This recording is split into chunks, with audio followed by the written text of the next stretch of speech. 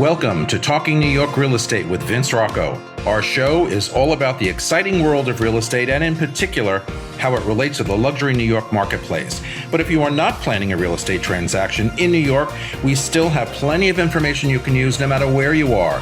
Now, here's our show. Good morning, everyone. In 2024, high net worth individuals continue to invest in luxury real estate, particularly in Manhattan's high-end properties. Agents specializing in premium segments found opportunities for growth despite broader market challenges. With elevated interest rates deterring home buyers, the rental market surged, offering opportunities for agents who provided or who pivoted rather to rentals. Tenant demand created a steady flow of leasing transactions, especially in areas like Brooklyn and Queens. But there were challenges, and the challenges were higher mortgage rates and a tight inventory significantly reduced transaction volume. Agents reliant on sales commissions faced revenue dips unless they adapted to other income streams like rentals or consulting. The limited inventory for homes for sale created fierce competition among agents. Buyers demanded more concessions and were less willing to stretch budgets due to financial uncertainties. Agents had to work harder to close deals, often with smaller commissions due to reduced sales prices, but diversification is key. Agents who adopted diversification for their services are poised and were poised to thrive. The evolving market favors agents who invest in strong networks and up-to-date knowledge of local news and local laws and marketing trends. Successful agents leverage tech platforms and data-driven marketing to stand out, a trend likely to continue into 2025. We're going to discuss all of that today. And with me at the table are Jill Preschel from Serhant, Michael Reiser from Douglas Elliman, and Samir Vogan from Serhant. And they join me now to discuss. But first, let me welcome my listeners and viewers from across the United States and all around the globe. I am Vince Rocco, and this is Talking New York Real Estate. So let's go behind the headlines and get the real story, the state of our industry.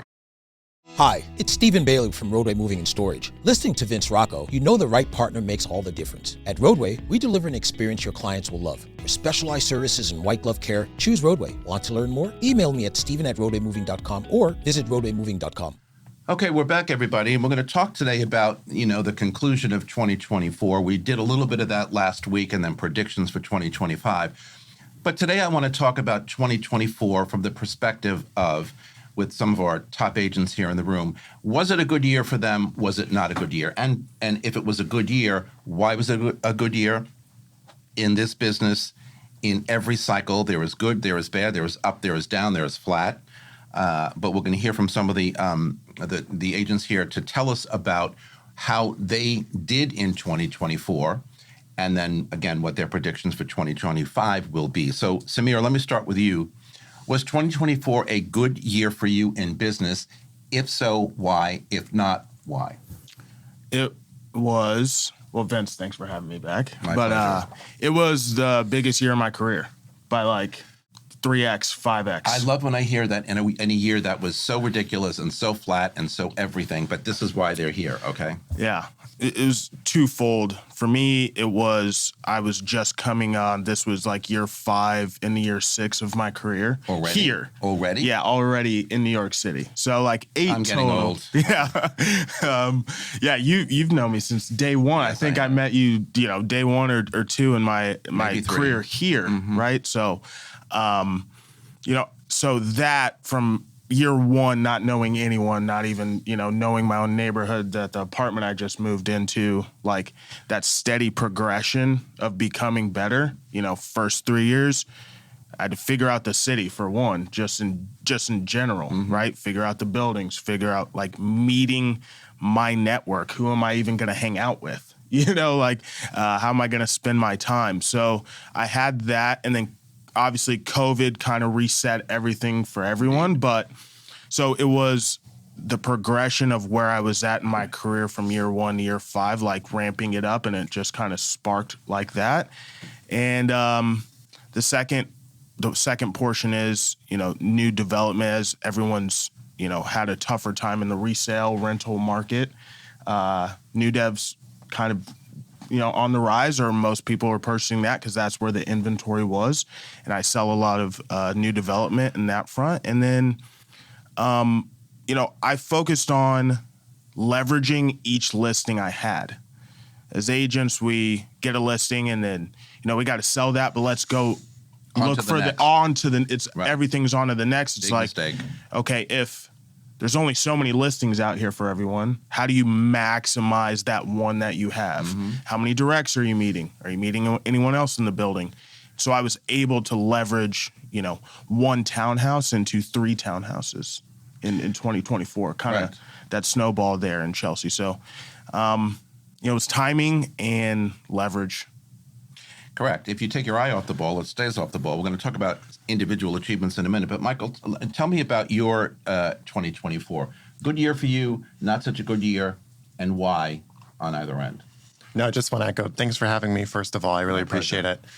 It was a great year, and it was really a reflection, I think, of the work that you put into it. I think that 2024 was really, and that sounds obvious, but it was really a broker's market, I think, and that's what I really expressed to my team and to everybody, that all of these markets are what you make of it, but really last year, because we had a lot of different headwinds. There was a lot of different narratives going on that we had to really educate the client and educate ourselves a lot about what's working and what's not. And like you mentioned, how to leverage everything that you have. So really made it into a positive. It was a huge increase over the year prior.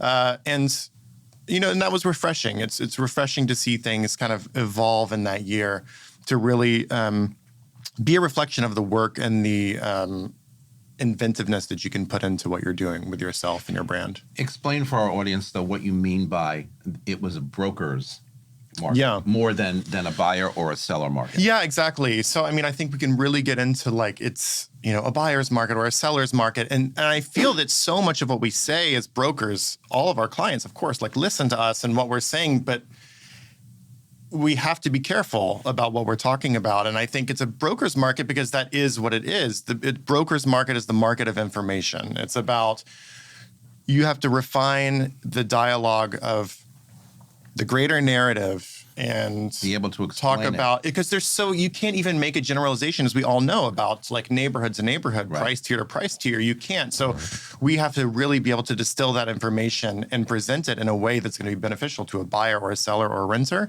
And the ones that did that successfully are the ones that really thrived, Right. and that is really what, so that's why it's a broker's market. You see the ones that really did that are the ones that excelled. I agree. Jill, how about you? Good year, not a good year. Explain either side. I was going to say thank you for having me too. I'm so My excited to be pleasure. here. The year ended up being also one of my best, if not my best. See, this is why they were all here. And I think, I always start at the year and sort of think about what I want. And then I take these tiny actions every day and back into how to get there. And sort of these little actions compound.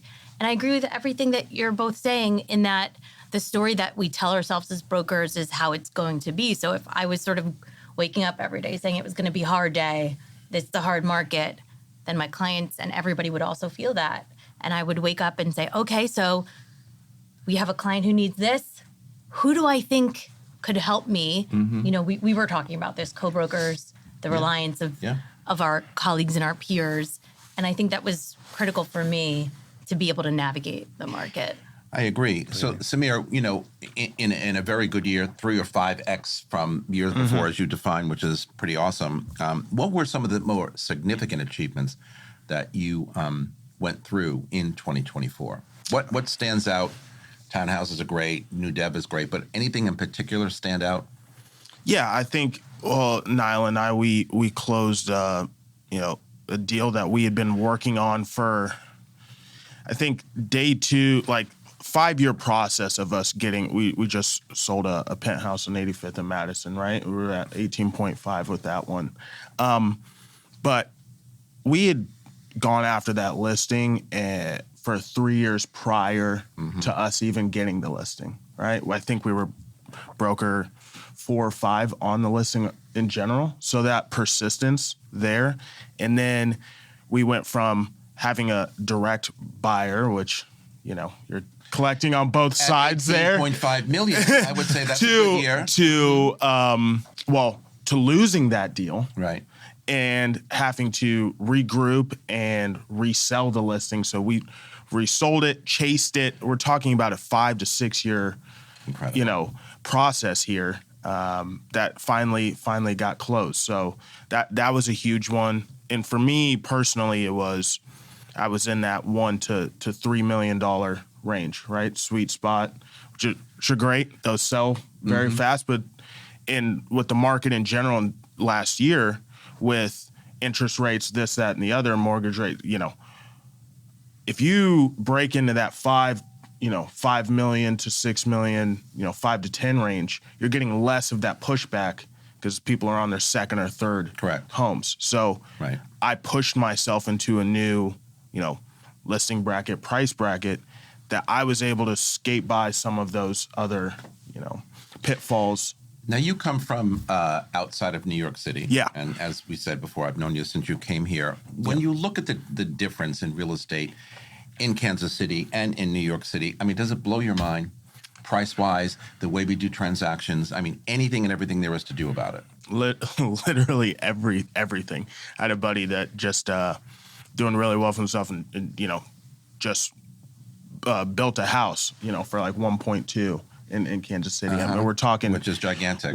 We're talking, 6 bedrooms, 5.5 bath, 3 acres. And I still have like alerts on for listings that pop up there. And that'll get you a studio in Harlem here. But if you're lucky, if you're lucky, it's it's opportunity cost of living in New York City.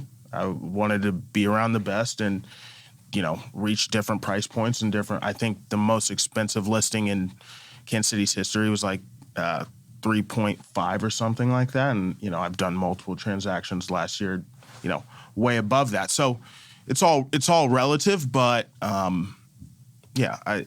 it's New York and being around the best agents, and the best business the people in mentorship. the world. Jill and I were talking about it before the show. The mentorship that 1000%. The smarter agents, when they first come into the business, align themselves with.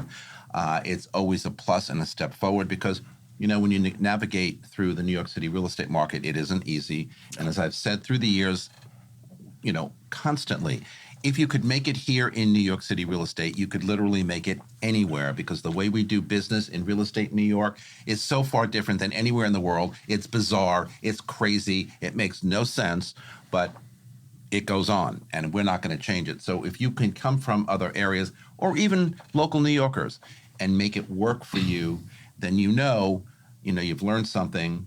You're sharpening your skills with people who've been in this for a long time, and you're moving forward and making successes. I mean, 5 years in the business and doing the kind of business you're doing, Samir, is remarkable.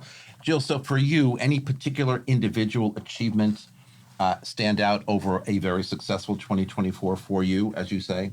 Yeah, I had a client that called me and said there was a really interesting listing they wanted to buy. And it was a $25 million home. And he said, we're going to get it for 14. And I said, oh, okay. This is going to be fun. Yeah. Okay, here we go. Here we go. And we did it. We did it. Of course you did. But it was one of those moments where, okay, how are we going to do this? What's the strategy? How are we? That's actually incredible. We'll talk about that after. Yeah. Need to know that. It's like, do you know something I don't? How do we not insult everybody when we go about this? What am I missing? Half the price. Okay, come on now. No, but that's significant though. But again, determination, as we talked about earlier, perseverance, knowing what you know, because that goes a long way, and just pushing for, the right deal, the right number, the right whatever will make it happen. Michael, what about you? Significant achievements stand out over all of 2024, again, in a year that you said was very good for you. Yeah, for me, I think the persistence and then also kind of touching on the broker's market thing again, it was really over half the deals I feel like last year were off markets. And that was really that's key. Having those conversations and really talking about what people genuinely want. Yeah. And I think that it's now that people are able to get back to that, like past COVID, and they're really looking and being like, what is really important to me? What am I prioritizing? And is that something that's worth me trading out of this and up into something else? Or is it downsizing or whatever it may be? And when you start to listen to what the client actually wants, then we can put these things together and kind of shuffle the pieces a little bit more.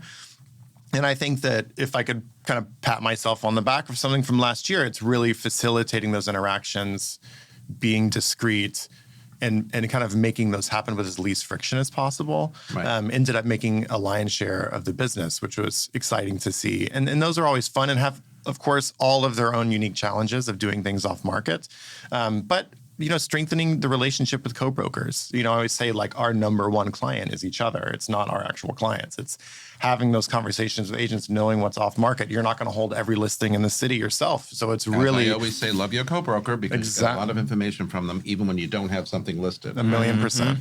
Completely. We're going to talk about goals, individual goals, when we come back from the break. But I wanted to ask you before we go to break. Yeah. So you work in two markets. You work in New York City for a very popular team, the Eklund Gomes team here in New York from Douglas Elliman. But you also work with them in Austin. Yeah. So most of your business from where?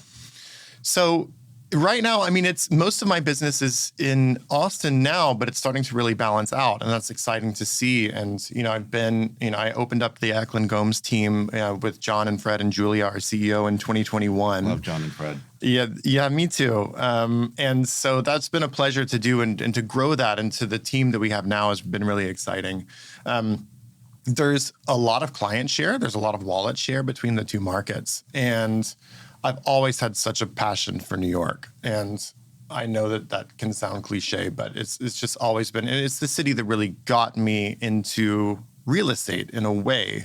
I'm born and raised in Austin, but it was that drive for the city and the energy and all the things that we all love about New York that really brought me here to do it with Eklund Gomes. And so right now, I'm back and forth on a regular basis, and growing the business here, and also growing the team in Texas has been another type of satisfaction of mentorship and of course business too. Austin is a great city. I love Austin. How does it differ quickly, in your opinion, from how we, as I mentioned before, how we transact business here in New York City? Is it as complicated? Is it as difficult, or is it a little easier in Austin? I would say it's just different. We really have a lot of autonomy as agents in Texas in general, because you're doing everything soup to nuts. Right. You're doing every part of the contract, every part of the negotiation.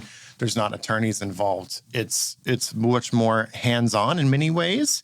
And it's not an easier or harder thing. I think it's just a different type of product. We obviously don't have co-op. We have different property types. There's a lot of minutia that goes with those, but it's still, when you go to the basics, they're often the same. Micro markets are super important, smaller trends in what's going on. And if you can't create any more space for a product, it's going to be more valuable. And I think that that's the story of Manhattan and all of the markets in New York. We see that in Austin too. All right, we're going to come back and talk about goals and how these guys get to where they are. But first, a programming note. The children or the proteges of the $1 Million Listing guys, Ryan Serhant here and Fred Eklund here, two guys that I admire very much in this town who have shown us what it's all about. We're coming right back after the commercial break. This is Talking New York Real Estate on the More Network. Don't go anywhere. The Everset provides full-service staging and furniture rental solutions in the New York area. For more information, please visit us at staging.theeverset.com or email us at staging@theeverset.com to request a free proposal. Okay, everybody, we're back. So, I grew up in the corporate world. I worked at IBM for a bunch of years as a salesperson, then on to other tech companies. And one of the things we always, needed to do at the start of every year was give our managers, our sales managers, our business plan for the year, our goals. We all knew where we finished the year before. Mm-hmm. And everyone's goal must be or should have been in those days, and probably still is in corporate America. So how are you going to be better this year than you were last year? Even if you did bang up business last year, 3 to 5x from whatever, and you guys the same thing. So at the start of January of 2025, and I can't even believe I'm saying 2025, it is still January. Do you have goals written down for yourself? Do you actually pay attention to your goals every year, or you just say, hey, I'm going to let it all go and see where I end up at the end of the year? Samir, what do you do at the start of every year based on however your last year was, good or bad? Right. And what are they? Do you write them down and pay attention to them? I think I go into every year, especially these last two, with very actionable 3 things that I can do to improve myself personally.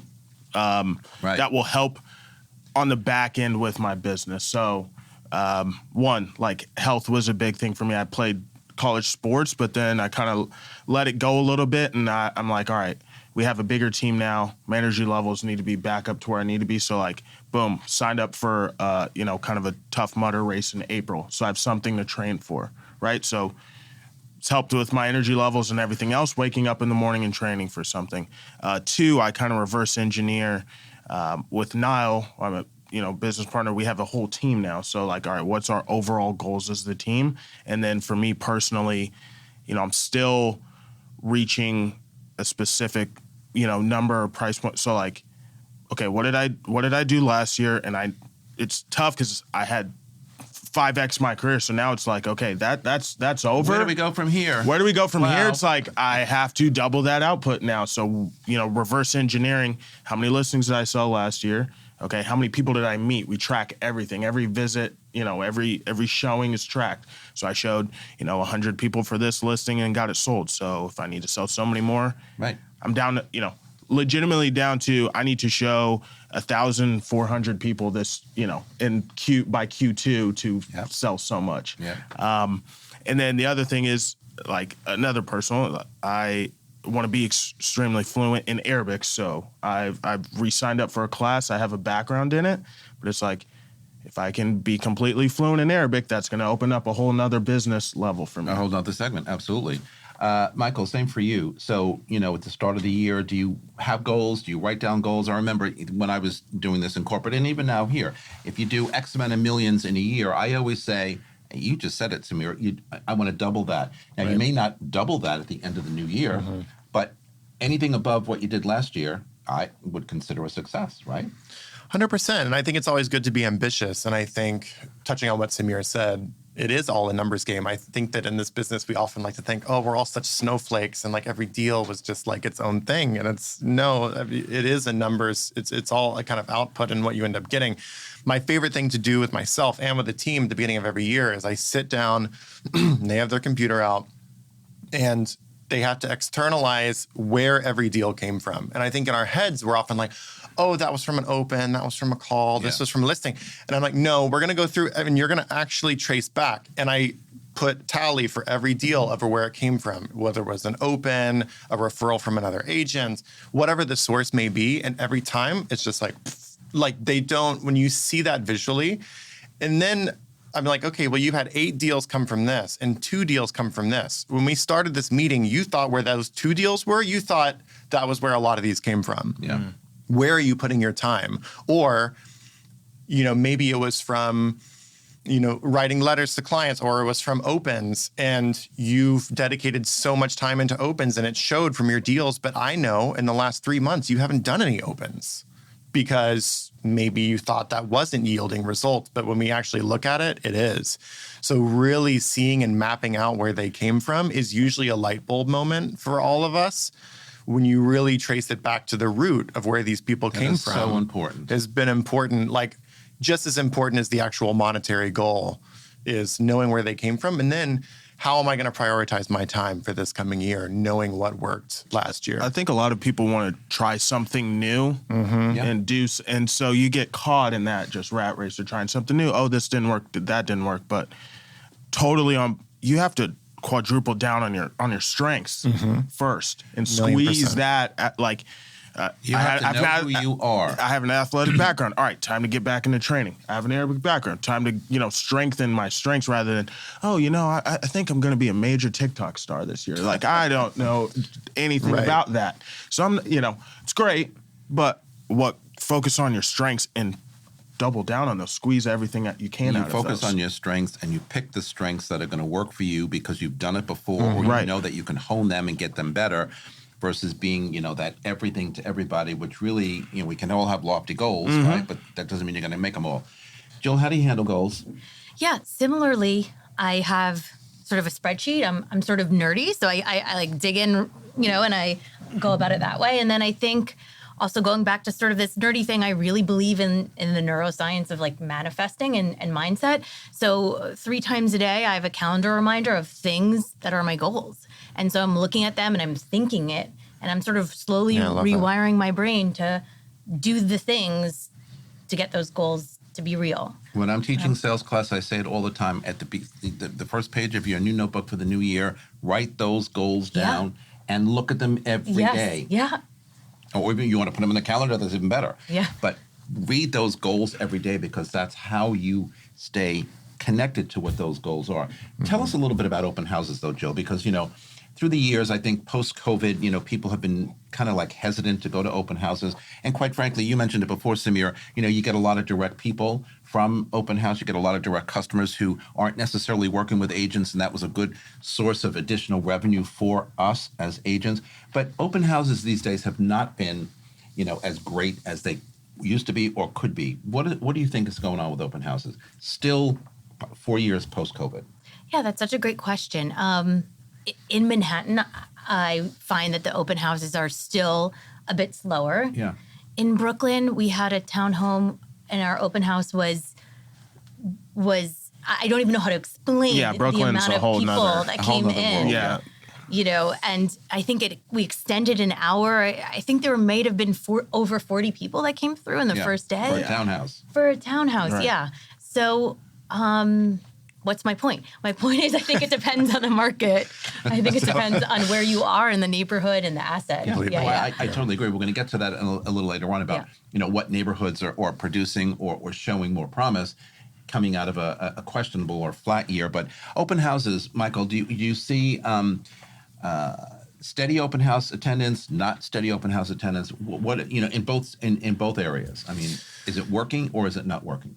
I think it's definitely different here, and it's different, like you said, from Manhattan to Brooklyn, especially.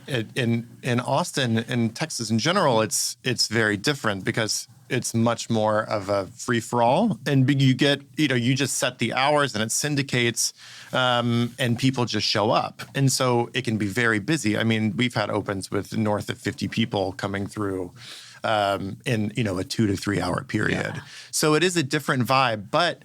Going back to what we all said before, you have to really do what you like. Some people thrive in those environments and open. Some people kind of like shrink back when there's a lot of people. You really have to, the open houses are what you make of it. You've got to squeeze it. Otherwise, it's a waste of your time, and I think you have to double down on your strengths. And I think a lot of people in our business can see someone else having success with something, and they just, we want to like get that. We're just, I'm going to start doing that now. But if you're going to do that, that's great, but you got to do it the right way. Right, and it may not be for you. You should maybe be focusing on something that's really great. And so that's a lot of work with the team, as I'm sure we all know, is like talking through, is that your strength? And do you actually want to do that? And it's the same for opens. Well, for open, for sure, open houses, I always loved open houses and still do because I am very much a people person. And whether you get business or a deal out of it, is not even the issue. The issue is you're meeting new people. You never know where that's going to go. How many times has it happened to me where 3 years later, somebody I met, a direct client I met at open house, emails me and says, hey, do you remember me? Of course I don't, 3 years later. But I remember you from blah, blah, blah, and I'm wondering if you have anything that I could look at now, or would you like to work with me? Over and over again, that happens. A million percent. As a people person, now, of course, I get to know them then, right? Yeah. Versus just one quick meeting.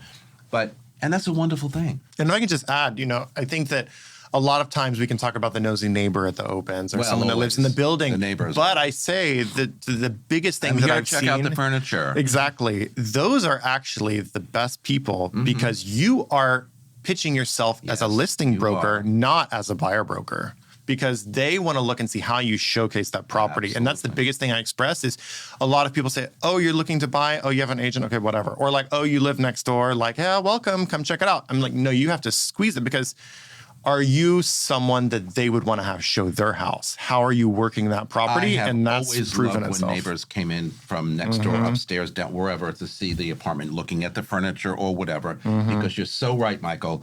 That could be and probably will be a very Also, you're getting so strong much client for you as a seller. neighborhood knowledge. all the tea from the building. Oh my God. Yeah, so it's like you're all the tea learning. from the You're building learning is that little block. You know, it's the guy that's. Oh Oh, my I've God. been here 40 years. It's like, well, you know what, John, sit down. Let's talk about 40 years. What Yeah. changed? So now I'm Exactly. my next showing. I'm the market expert. I know Exactly. everything that's happening here. Yeah, that guy used to live there. That used to be this. Absolutely. Oh, no, that So works. you got to get something out of those people because they'll either waste your time or you. Well, use that's it why to I your always said I advantage. like open house, because if you can't walk away Right. at the end of that open house getting something or Yeah. learning something, you didn't do your job right. And that's a long game. It's patience. I mean, I've had people like you said, that may seem like nothing there, and you exchange info and you send a follow-up email, and maybe you put them on a drip, and a year or two later they email and say, hey, I sold my place. Yep. I'm ready to buy. Like, I moved from another market. Let's look. And like you said, you're just like, okay, yes. And so it's patience. I think everything in this business is just patience, and you have to have it. It is. Samir, let's talk a little bit about open house attendance at new development projects where you do a lot of work compared to, what's happening or not on the resale side. Are there more people coming to new development or not? It's so funny. It's week to week. Like 1 week will be slow, and then across all of our different little markets that we're in, the next week it just pops. It can be anywhere from interest rates, mortgage rates, whatever's in the news that day. If crypto's up, we got 2 or 3 more showings. Yeah. If the market's down, up, like tracking those, because we track all of our visits. We have weekly meetings with all of our owners, so it's truly what happened that week. Obviously, the election last year, I think people were waiting to see who won, what came about that. And then, the beginning of this year, it's been hot. You're getting a lot of those second and third showings from people that you toured all the way from, the beginning of last year. So, but it's so funny because you can see whatever's going on in the news that week is truly almost your uptick in 2 or 3 showings per that Sunday. Oh, and absolutely. True on the new development side, Upper East, there's kind of seeing everything. A lot of new development buyers are new development buyers. They want new, so they're seeing everything, and you can kind of track them all across the city, like if those buyers are coming out or not. Yeah. It's interesting because when I first started selling new development, and you probably know this, Jill, it was destination. If there was a new development in Hell's Kitchen or Upper East or Upper West, that's all they went to see because that's where they wanted to live. And then it got to a point over time where new dev is new dev, okay? Brand new is brand new. So if it didn't work in HK, I'm going to go check out Upper West. If it didn't work there, I'm going to go check out Upper East. And people were moving. I sold a whole development on the Upper East side. I think we finished that 2 years ago. And people who actually ended up buying there came from all over the place, including downtown. Correct. And I'd be like, okay, you're coming from Soho to the Upper East Side? Okay. Or, whatever, one example. In droves. Right. Because this is what they wanted. You mentioned interest rates. Jill, so throughout your successful 2024, was there any impact on any of your buyers negatively based on the interest rate? Or did they just kind of say, you know what, I get it, I just need to move forward and I need to buy? Because that's a big driving factor in any purchase in real estate here in New York. Anywhere, but here in New York especially. Yeah, there was an impact, yes, absolutely. And at first, throughout us brokers, we sort of were all like, oh, let's just figure this out. It could be very short term. And what does that look like short term? And then we very quickly realized, oh, this is more long term. So now what does this look like long term? And we had buyers that thought their budget was $6 million. And then when the rates changed and they repenciled everything, it wasn't. Or they thought they were going to buy their first home and then they sort of had to pencil out what that looked like instead. Yeah. So there is a bit of flexibility. Okay, so now you wanted that $7 million home. You can't get that home anymore. So are we looking at different homes, different neighborhoods, different price points, or are we renting for a short term and then pivoting? And so a lot of conversations, and again, having to be sort of an expert in rental, in new dev, in resale, and on the rates, and helping to advise in sort of their best interest. Well, as I said at the top of the show, diversification in 2024 and probably throughout 25 is going to be the key.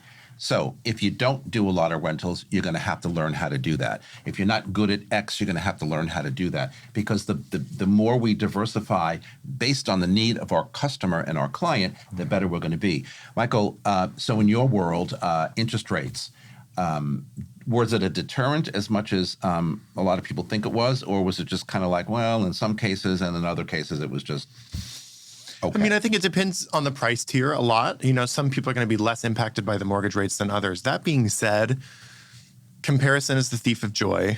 And there's a reality to the rates and to, day-to-day affordability. But also just it's be here now. What do you want? What are the priorities? Let's see how we can use a mortgage as a tool, as a leverage point.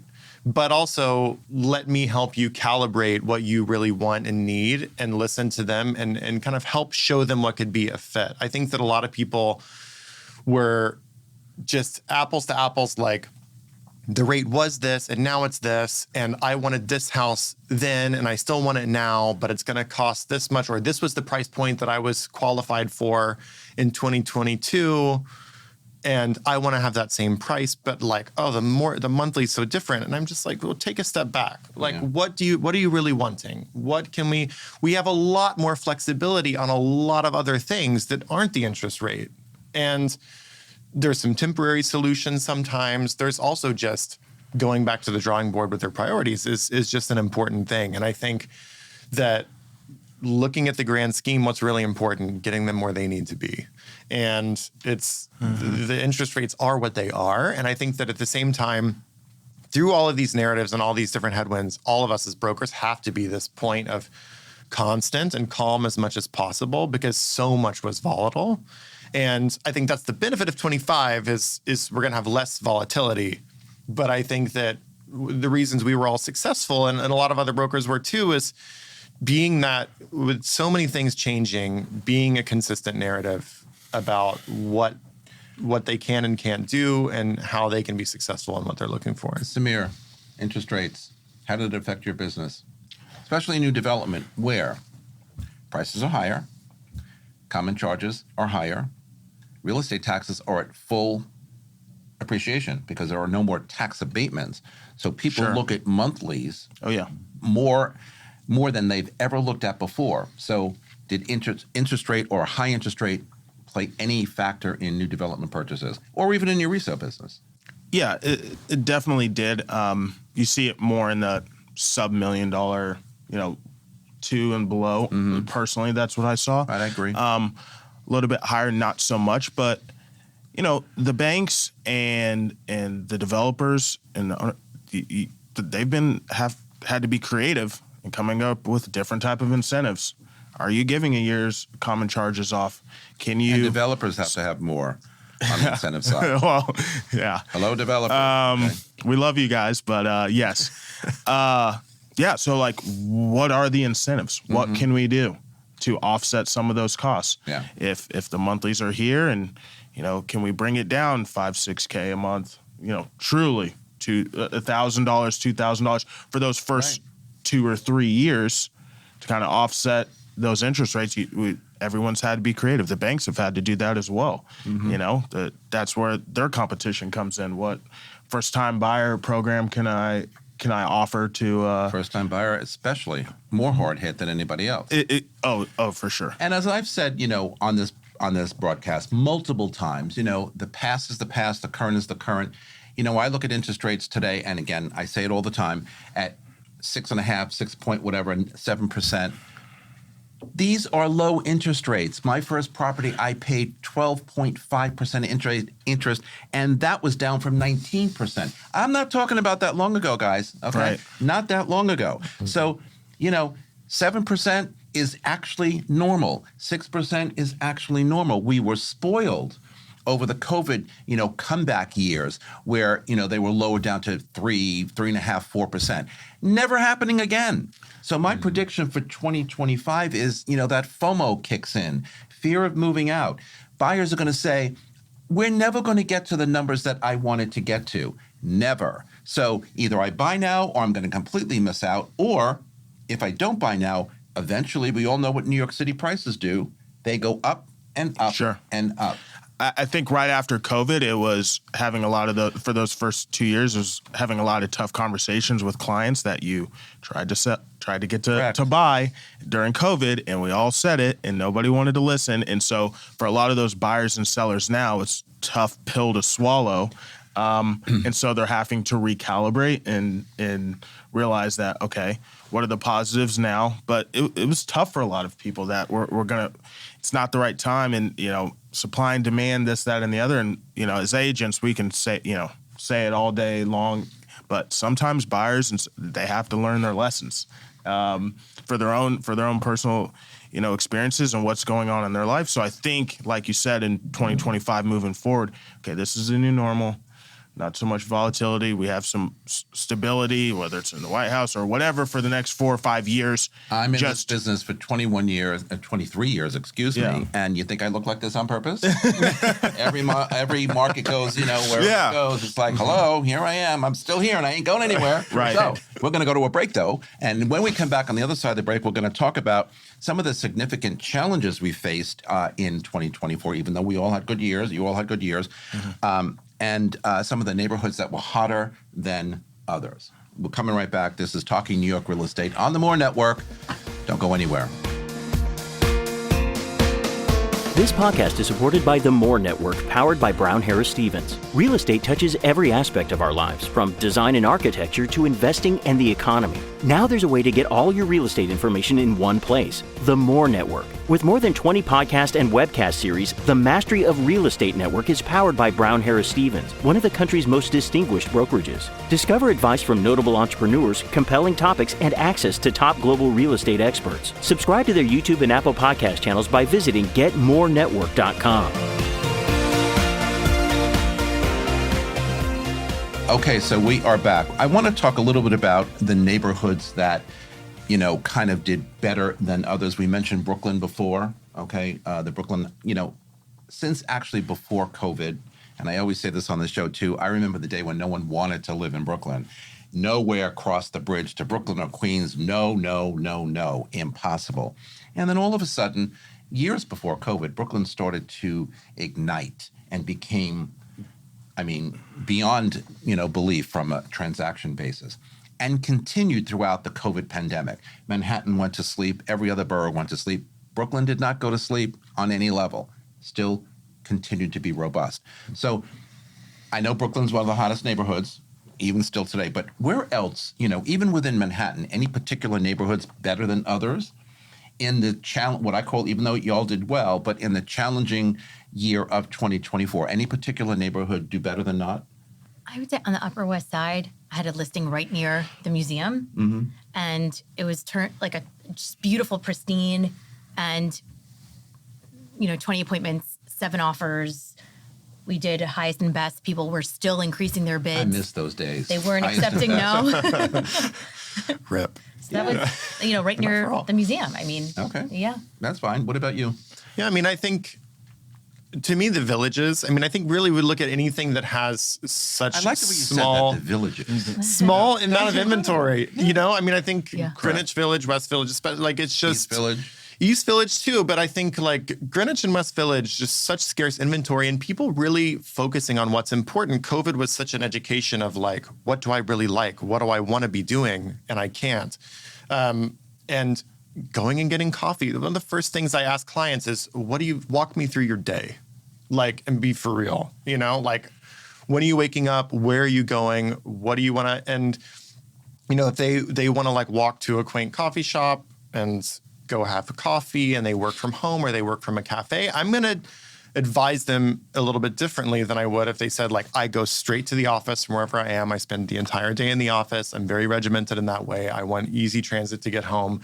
So it's really bringing them back to understanding. And I think a lot of people do like those things that say West Village really offers, intense walkability, incredible food and drinks, that is what a lot of people, I think, in all markets really wanted to go back to, that ease of living in beautiful surroundings. So I think those will continue to be popular. I agree. 64 University and Colette are total testaments just people wanting to be that neighborhood no matter what. 100% boutique buildings. The West Village, it's always been. I'm living in town for many years, and I've lived in almost every neighborhood. Buying and selling and moving and whatever, just because I like to do that. I don't anymore, but I did.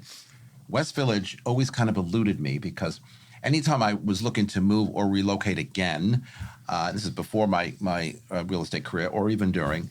The West Village, the inventory, as you indicated, is not always there. Prices were always higher. So I just could never find anything. But, if I were to have the privilege of living in a new neighborhood again, I think it would be West Village, just because that's what I like for all the reasons that Michael just said. Samir, so, again, in your resale business and even in new development, what neighborhoods popped more in 2024, in your opinion, than not? As far as overall markets, I'm really hyper focused in on the Upper East and Upper West Side, personally in my own business, but in resale and buyer deals that I've done, it's really, I've had clients that we were looking in Long Island City, Upper West, whatever. He ended up purchasing a condo in Lower East Side because one of his favorite restaurants were right there. So that works. I think it's becoming more of, with people working from home, they want their favorite coffee shop to be close by, or they want to be able to walk to the park. They, depending on their lifestyle and why you see, Brooklyn exploding the way it is, because people maybe need a little bit more space. Manhattan, just overall, especially on the resale side, wasn't built for you to have your home office and, your studio and whatever. So it's really, if people are working from home, then they're hyper focused on, like, the 2-block radius is their bodega over there, is a friend nearby. So in that sense, it's kind of all over the place. Buyers will drag you all around. But I'm glad you mentioned friends. That's an important thing too that I really like. Where is your community the most? Sure. Yeah. And often because of affordability or maybe other things, people they'll want to look across town. And like, oh, I've heard this is I want to look over here. I'm like, well, you've lived the last 10 years here, your friends may not schlep to come see you, like, in a different place. Like, it's just the reality of the situation, like, no offense. So you have to really look, like, where do you exist now? And do you want to continue that? And often it's like, oh, wait, yes, I do. They sort of think everyone's going to come see me or I'm going to come see them. But say that after work and you're exhausted and it's freezing, like, are you going to go do that? It used to be more, where do I work? Or how easy or convenient is it to me, especially in new development? Like, oh, well, I can't live here even though I like it, because I work on the east side. So this is the west side and, the crosstown, whatever. Yeah. But now, post-COVID, a lot of people are still working from home. So what Michael just said, your orbit of where your friends are probably makes more sense because you're working from home. You're not commuting anywhere to go every day when you go meet people and see people.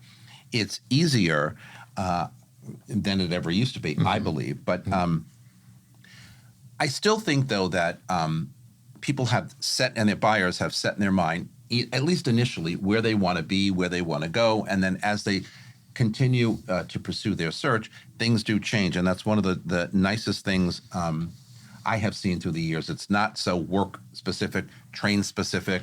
When the 2nd Avenue subway, the Q line opened up, I was selling a development on the east side. And when I first signed up for it, I thought, oh, boy, getting people to come to the east side, this is going to be, unbelievable. Everyone who bought in that development bought because of the building was spectacular, the apartments were nice, and the train was 1 block away. Convenient Huge. of it. Yeah. Convenient, which it never was before. Never. Right? First time on that side of It town. was huge. That was the huge. Huge. And I kept thinking, the developer kept saying, well, we're selling very nicely. Why do you think that is, Vince? I'm like, well, first it's me. And second of all, yours truly, yours point truly. 1 through 10. There you go. And second of all, it's the Q line, because it was. The 2nd Avenue train was amazing. I remember when I first started dating my husband, he lived in the West Village and I lived on East End Avenue. And he told me, I love East End Avenue. Yeah. He told me, we're married, but he said that if I had lived any farther away, I would have been geographically undesirable. Undesirable. And I still bring that up like 15 years later. I'm like, Exactly. Somebody said to me, oh, I'm recently dating somebody brand new. And I said, oh, where do they live? New Jersey. And I thought, okay. All right, long distance relationship. No, not just that, but you're willing to do that Right. now, where Right. before you were like, whoa, New Yeah. Jersey, are you out of your mind? Or anywhere. It's like too far away. Yeah. You're like congestion pricing? Well, now your weekend dates are going to be a little expensive. Challenges, okay? Any particular challenges? Like you wanted to do something, you were all successful, as I keep saying, but you wanted to do something, but something did not work, and you couldn't figure out why. Anything like that, Jill? Or how many of them like that? Yeah, I think there are always so many moments of those, and because of the volatile markets, specifically new developments, right? When markets change and your pricing is no longer so relevant or appealing, and the developer has a basis, what do you do, right? And Samir touched on this. It's like the creative thinking. It's what is a package you're offering? How can you make it appealing and enticing? And sometimes you just can't, and the developer decides, to change things up. Correct. Yeah. Correct. I wanted to ask you too before, and I lost my train of thought though. During COVID and post-COVID, because I know you sold a bunch of townhouses this year, as did you.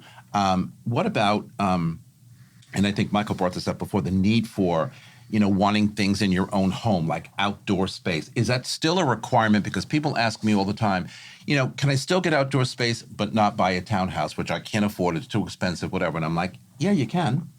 Not in too many places, but you can. So the townhouse buyers, were they more interested in the privacy of a home, outdoor space, or all of the above? For me, with my clients, it was all the above. And something really cool, a trend I've seen in the new development to sort of account for this and keep some of those people there, the new developments I've seen all have some offering of both amenitized outdoor space and then also private outdoor space, even if it's a Juliet balcony. Right. Which I think is lovely. It was this huge shift of making these new homes have the outdoor space, which is awesome. Correct. Limited inventory, reduced housing, not only in New York City, but in your market also, out in Texas, and anywhere in this country. How did that affect, again, you were successful in 24, Yeah. but if we didn't have a reduction in inventory, would it have been better? More opportunities to find listings to show your customers. Sometimes I'm searching for something and it's not all that specific, and all I can come up is like 3 places because there's not that much more available at the moment. Right. It's funny, Vince. And for better or worse, and we'll see, it's kind of a headache, but I've kind of coined myself and worked hard on selling listings that might be a little bit tougher to sell. And so when inventory is low, that's my time to strike. So I We enjoyed need your formula then. I enjoyed a little bit less of inventory because people don't have options, and you can really Well, that, yeah. squeeze Yep. squeeze buyers into a corner a little bit and figure out what Negotiation, baby. negotiation. Like, okay, it's not worth this, but what would you pay for Yeah. it? Like, straight up, okay, it's been on the market for a long time. What would you buy it for? If there's no pricing, okay, then it's not for you. But everything's got a price. Everything's got a price. Absolutely, it does. And so lower inventory specifically kind of helped me in a way last year, but also with buyers, like, oh, we're going to wait for, buyer clients. Oh, we're going to wait for more inventory to pop up, this, that, or the other. And, that presents itself with other challenges, and you're going to be multiple bids on a home, because if it's priced right and it looks nice, it's Right. it's selling. Right. It's done. So, what are your priorities? Then you start getting back into your monthlies, mortgage rates. Then everything kind of opens back up again. But I agree. There are challenges with that, but again, I agree with what you just said, Samir, because when you realize that we still have buyers who are always on the fence. I don't know about this. Sure. I don't know about that. I mean, if there are 70 more apartments I can see, then maybe I can make up my mind. And I've always said, no, that's not going to work that way.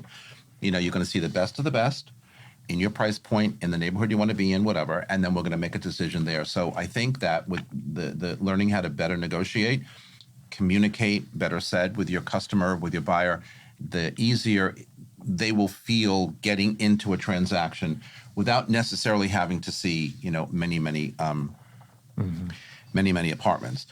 Let's, to our last question before we go to break. How did you experience more competition from other agents? And if so,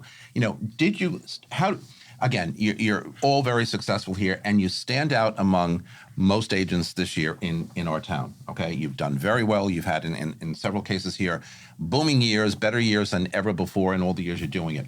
How did you stand out, Jill, and why? And how are you going to translate that into continuing in 25?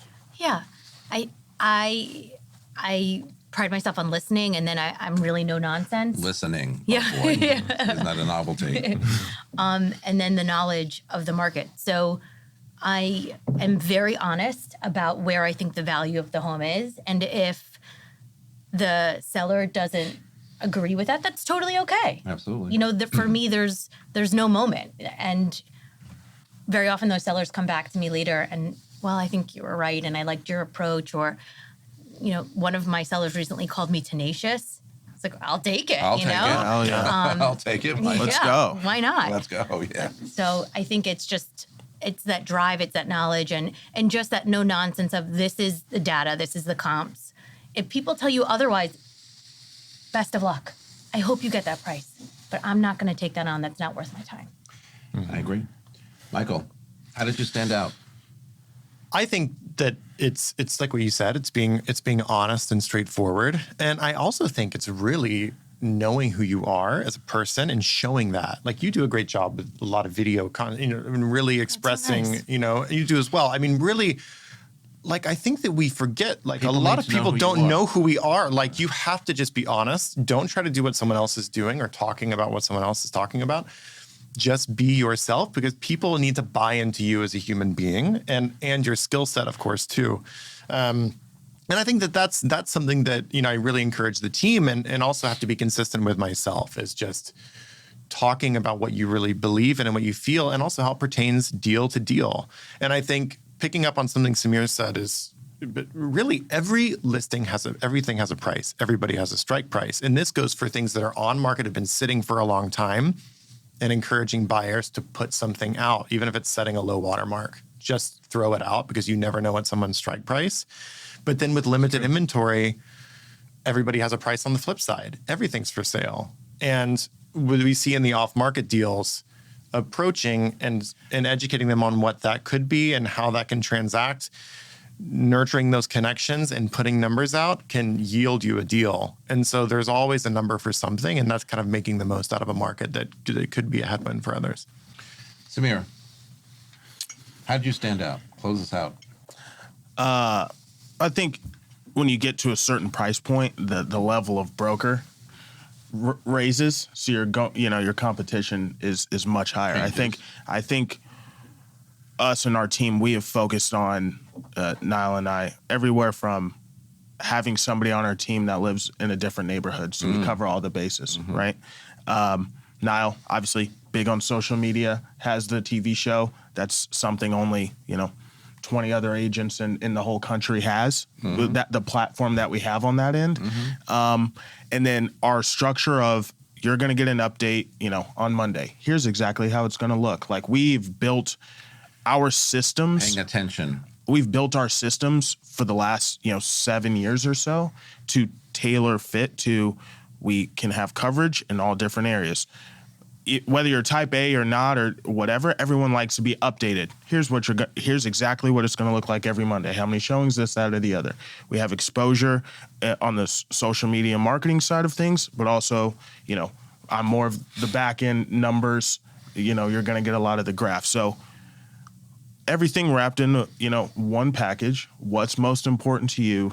You're going to get it everywhere from a different language. We have somebody who speaks, Japanese, Korean, somebody speaks Chinese, Spanish, Arabic. You're poised to handle anything that comes your way, the team's way, for business. And I think if you're a team, somebody said before, Jill said before, listening. Yeah. Okay. Yeah, it's just, and look, I have a team to do that, right? But if you're just a single agent out there, it's like, once again, I'm going to keep saying it, double down, triple down on your strengths. focus on those type of sellers, those type of buyers. If it doesn't work out for one, it just takes one to leverage that into the next 2 or 3. That's all it does. All right. Great show. Samir, Jill, Michael. Wow. First timers on Talking New York Real Estate. Love it. We're coming right back with my thoughts for the week. Don't go away.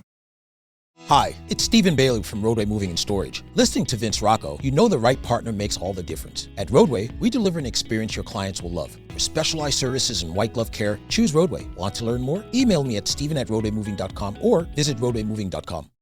Okay, everybody, we are back with my thoughts for the week. In the sales market, several 2024 trends are likely to persist into 2025, including constrained housing inventory, elevated mortgage rates, and a cautious approach from buyers. With many homeowners reluctant to sell due to their low locked-in mortgage rates, inventory will remain tight, creating fierce competition for available properties. Buyers are expected to continue seeking value, prioritizing affordability, and concessions in their transactions. To prepare, focus on finding creative solutions for clients, such as targeting off-market listings or exploring new construction opportunities that might address inventory challenges. Also, enhance your negotiation skills to navigate the ongoing demand for buyer incentives and favorable terms. By staying informed on local market data and interest rate forecasts, you can provide clients with timely advice, empowering them to make informed decisions in a challenging market environment. Additionally, plan to build a stronger pipeline by nurturing long-term relationships with potential sellers and positioning yourself as a resource for those contemplating entering the market. And that's our broadcast for today. Thanks to my guests for being here on set with me. You can follow me always on Facebook, on Threads, Instagram, LinkedIn, Blue Sky, or TikTok at Vince Rocco. And Confucius says, choose a job you like and you will never have to work a day in your life. And the only person you should ever try to be better than is the person you were yesterday. And from all of us here at Talking New York Real Estate and the More Network, to all of you all around the world, thanks for spending a part of your day with us. I am grateful, and I will see you next time. Goodbye, everybody.